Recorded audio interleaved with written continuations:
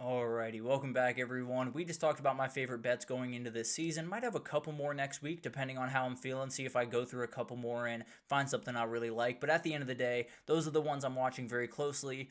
If you can get Georgia Tech over 7.5 wins right now, if you can get Utah over 7.5 wins right now, take it and sprint the other direction. If those two quarterbacks stay healthy, they're absolutely getting to 8 wins. I feel very confident in that. But let's get into a little bit of a weekend wrap up, and let's start with the news that I was a little bit happy that I had to wait until this late in the week to do this because huge news broke yesterday. The SEC is moving to 9 game schedule this up or not this upcoming season. That would be crazy. In 2026, they're going to move to a 9 game schedule. This is a very interesting thing and has a number of things that will kind of follow after it, but let's get into the details first. Every team is going to play 3 games that they play every single year. So I think the easiest one to kind of peg is going to be Texas. They're going to play A&M. They're going to play Oklahoma. They're probably going to play Arkansas every single year. Those are the 3 ties they have, the 3 quote-unquote rivalries they have in the conference. Have to imagine those are going to be those 3 teams.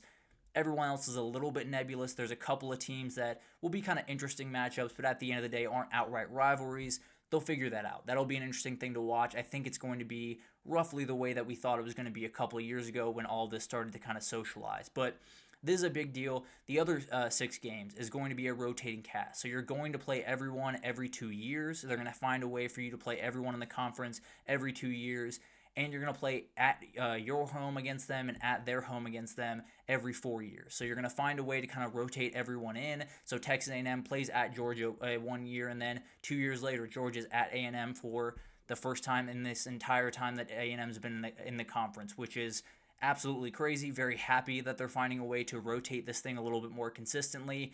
I think everyone understands that the conference discrepancies, that the schedule discrepancies within the SEC are pretty wide. Georgia is not playing the same schedule as Missouri. Florida is not playing the same schedule as Texas right now.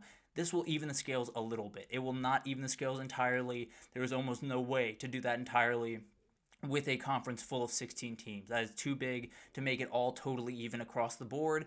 It'll help out. It'll make things a little bit easier. You add an Alabama to Texas schedule, let's just say, and you add a Vanderbilt to Georgia. So it's just totally random, but hypothetically, that would obviously even out things with those two groups. The thing we have to get into here, and the thing that will be very important when we're talking about this, is I've seen a lot of Big Ten people taking a victory lap, saying they push the SEC to do this. The SEC bend the knee to the Big Ten. That might be true. There is a world where that is true. I'm going to tell you right now, the SEC and the Big Ten individually, I don't know a lot of things about this sport. I do know for a fact the SEC and the Big Ten don't do anything that they don't want to do. They don't do anything that they are not inclined to do, that they are not promoted to do, that they do not want to do. They are the absolute tastemakers in the sport. They are the owners of the sport in a lot of different ways. Are the SEC and the Big Ten. The SEC knows what it's doing. I can absolutely promise you that. And they know what it's doing because you saw the news earlier this week that the CFP was going to look at strength of schedule a little bit differently. This is going to make it even more tilted in the SEC's direction. Also, you have to play a team out of conference from the Power 4 conferences or Notre Dame. That's going to add to that even more. You might just see the top 16 teams in the country in strength of schedule are the SEC teams. I can almost promise you it's going to be some variation of something around that realm going forward. You're not going to like it if you're a Big Ten fan. You're not going to like it if you're a Big 12 fan. You're not going to like it if you're an ACC fan. But you yelled at the SEC for a really long time to do this. You yelled at the SEC to make all this happen, to go to 9 games, to stop being scared to play 9 conference games. You got what you asked for, and you're not going to like the result. I can almost promise you that. And also, I think the other thing that comes with this is a move in the playoff. I can almost promise you that something is going to happen with the playoff in the next, I'll say 10 days. I'll give myself a little bit of a buffer. I think it's going to happen in the next week. I think we're going to find out that we have new auto bids in the playoff in a 16 team, or we have a 5+11 format, which is what the SEC wants, not what the Big Ten wants. If the Big Ten made the trade of the SEC playing 9 scheduled games to get the 5+11, they made a really, really bad deal, and they're going to be very upset that they made that deal. But at the end of the day, something is going to happen with the playoff here pretty soon. I can absolutely promise you that. The SEC did not do this because they had to. They did not do this because they bent the knee to the Big Ten. They didn't do this if it did not benefit them. I can absolutely promise you that. I think you'll find out very soon that is going to benefit them pretty greatly, and even if they lose a couple more games throughout the season, it is going to benefit the SEC. They're going to get more teams in this playoff than they ever have before, and everyone's going to be whining about the strength of schedule not being correct. So we're going to find our place right back where we are right now, and people are going to be mad that the SEC gets preferential treatment when they ask for the SEC to play more tough games. So here we are. I love it. More good football. Cannot wait for that to get underway. I also understand that there are a lot of things happening behind the scenes that we do not see, and we cannot take this at face value. So it'll be interesting to watch. Overall, it'll be a very fascinating thing to watch. You're going to be really hard-pressed to convince me that the SEC didn't know exactly what it's doing and that the Big Ten is not fully on board with this decision and fully on board with what happens next, whether it's with the playoff or with whatever else. The SEC knows what it's doing. I can absolutely promise you that, and I can also promise you a lot of people that were pushing for this are not going to be happy about the results of this. Big Ten over there decided to quote-unquote socialize the idea of a 24 and 28 team conference playoff, or CFP, a CFP going forward. This isn't going to happen. I'll put it very plainly.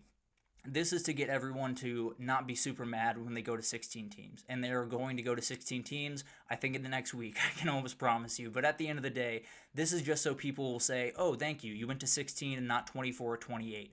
They were never going to 24 or 28. Now, they might in the future. Frankly, I don't know where this stops for these people. But at the end of the day, the 28 team would have 7 auto bids for the Big Ten and the SEC. It would have 5 for the ACC and the Big 12, and about 4 at-large bids, maybe a group of 5 spot included in that. That's ridiculous. In like 10 different ways, that's ridiculous. A team that goes 4-4 in the SEC should not be in the playoff. A team that goes 4-5 or 5-4 in the Big Ten should not be in the playoff. We should not be opening this door to absolutely everyone, because then you lose the regular season that we all love. I get it. The 12 team is a little bit of a nebulous space when you come to how much it puts emphasis on the regular season. Does it make it more important? Does it make it less important? I can promise you the 24 or 28 team would kill both. It would kill conference championships. It would kill the regular season. It would make everything relatively pointless until you get deep into the season and you look up and you say, oh, I have 3 losses. I guess I got to win out the rest of the way. Or I have 1 loss. I can lose 2 out of my last 3 games and have no problem going into the playoff. This can't happen. And I can almost promise you it is not going to happen, at least in the short term. They are going to give you the 16 team and people are going to thank them. People are going to say, oh, thank goodness you didn't go to 24 or 28. They think you're dumb. I'm just going to be totally honest with you. Tony Petitti, Greg Sankey, a lot of people running the sport think you're dumb and they're trying to lull you into that. Do not let them. Be very mad if they expand this thing again. Now, some of you will be more than happy. Some of you want 16 teams. If you want 16 teams, get ready for 24. Get ready for 28. Get ready for 32, because that's the reality of the situation. It is why people were so mad about going from 4 to 12. It was why people did not want to expand the playoff or go into a playoff in the first place back in 2014, because it does not stop. There is not a moment where these people are going to look up and say, all right, that's enough money. That's enough time. That's enough shine. That's enough PR for my conference. They're going to continue to take. I think 12 is excessive. I think it's too many teams. I think once you get past 8, you have all the teams that can win a national title in your playoff. 24 would be insane. I think 16 is a little bit ridiculous, but I'd be fine to draw the line there. I'm just telling you the line will not be drawn there. The Big Ten and the SEC will continue to push this thing. They'll continue to try to get more of their teams in it, whether it's an auto bid or an at-large bid type format. It doesn't matter. These people want their teams in the dance. They want as many of their teams in the dance as they can possibly get. They will do whatever they need to do. I think 12 is excessive. I think 16 would be more than excessive, and I don't think it's going to stop there. So when they release this deal, which I think they're going to do for 16 teams in the playoff, do not say thank you. Do not be okay with it. Do not say, well, at least it's not 24 or 28. It doesn't matter. It's more teams, and it's going to be more teams every single offseason until we tell these people to stop or get them out of a position of power. But that's a totally different conversation for a totally different day. Point blank period. This is a dumb idea. This is not actually the idea on the table. They're just trying to get you to be okay with the idea on the table.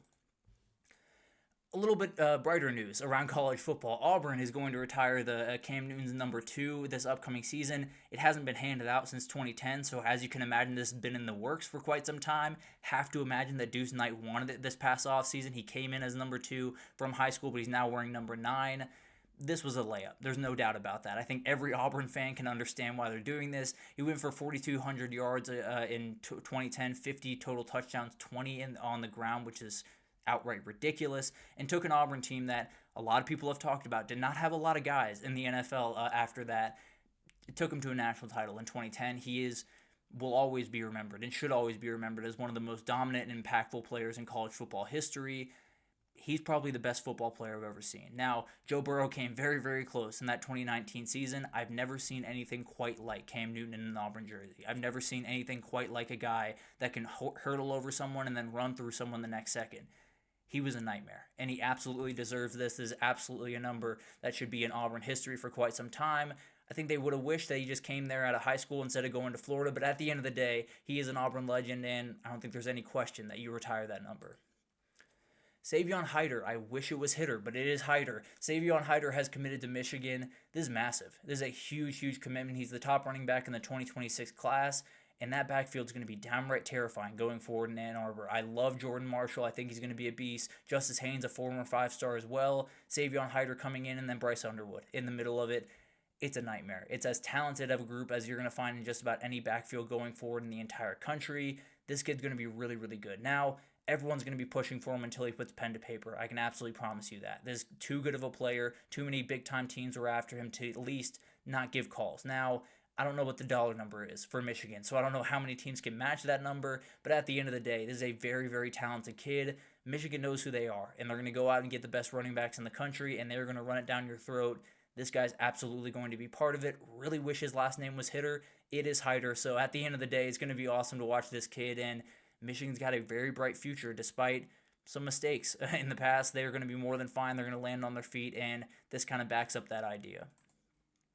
Interesting news out of USC and UCLA. DJ Wingfield, a transfer from Purdue that was coming over to USC to be their starting left guard, is not going to get eligibility for this upcoming year. Caden Robinson, a UCLA wide receiver coming over from App State, is not either. Both these guys got their decisions denied in a court. It was definitely something that has gotten really blurry. I think it was roughly the same, argument these two guys had is the same argument that I think Diego Pavia had, and they had different, results to those deals. So I don't know what the rules are. I really don't know how to break this down. I really don't know what got in the way of these two guys playing this upcoming year. What I do know, it's a huge hit to that USC offensive line. It's a good group. I think they have guys that they can fill in there. I don't think any of them were going to be as experienced and as good as this kid was going to be. And then Caden Robinson at UCLA, I don't think he was going to be the number one wide receiver. I do think he was going to be a big-time player for them and someone they were going to rely on pretty heavily this upcoming season. Neither of them are going to have that player, and these guys are going to have to find their way off to the world, and that's going to be a really weird thing, very disappointing for these kids. No, it's hard to be mad at because a lot of these kids are, I don't want to say overstaying their welcome, but staying in college football for quite some time and quite a bit longer than some other guys in the past. That being said, it's really hard to not be upset when you see a decision very similar in structure to yours get a different decision than yours, and you're sitting there on the sideline while another kid's playing. I get how frustrating that is. Both these kids are very talented, and they're going to have to find something different. They also lose out on quite a bit of money because of this decision. So a little bit tough for these kids, no doubt about it. I think the eligibility rules are complicated and really confusing right now, and I think it's going to lead to situations like this where you just don't really know what the rules are going into any given year. We're almost out of this with COVID being so far in the rear view, but at the end of the day, this is one of the final casualties, we'll say, of this kind of COVID eligibility confusion. And then we won't waste too much time on this, but there's a comment made by Joe Burrow's old coach, Ed Orgeron, saying Arch Manning's as close as he's seen to Joe Burrow since he's been out of football or since he's been with that 2019 team. This isn't all that surprising to me. I'll be totally honest with you. I understand what he's saying. I want to be very, very clear. That doesn't mean that I think Arch Manning's going to put up a Joe Burrow type year. Obviously, these are just words. Obviously, we don't know what's going to be happen this upcoming year. But it's not just random people saying this kid is special. It is coaches that have seen what special looks like on every sense of the word, and they're saying this guy's very much like it. All of the noise will be very interesting, and that obviously doesn't mean very much. Does continue to add pressure to this kid's shoulders. And in 8 days, we'll see what happens. We'll see if you can relieve some of that or live up to that or not live up to that. I think the expectations might be a little bit out of reach for anyone in the country, but at the end of the day, the expectations continue to get larger. The kid is uniquely talented, and just about everyone's telling you so. So at the end of the day, if you're someone that totally denies what Arch Manning can be, you might want to rethink that, because it seems like a lot of people that know a lot about football are telling you to think differently. But We won't know until 8 days from now when they face off against Ohio State. We will not know how this all will unfold, but for right now, we have a game tomorrow. We have college football coming back tomorrow. The best sport in the world is going to be on TV tomorrow at noon. I can't wait. It's been 214 days since we've had a college football game, since Ohio State lifted the trophy, and we get back to it tomorrow. It is as good a time of year as you will ever have. It is always so much fun. A lot of people are relatively upset, including a number of girlfriends around the country. At the end of the day, it's going to be an incredible time. We have Saturday football for the rest of the year, all the way up until, I believe, January 20th. Again, this upcoming year is going to be a national title. We got it all. Just strap in, enjoy it. It's going to be all over the place. I can almost promise you it is going to be crazy, and just enjoy it all. Just take it all in, because college football is officially back, and it's going to be an incredible one. I can promise you that. But thank you so much for tuning in to just another college football podcast.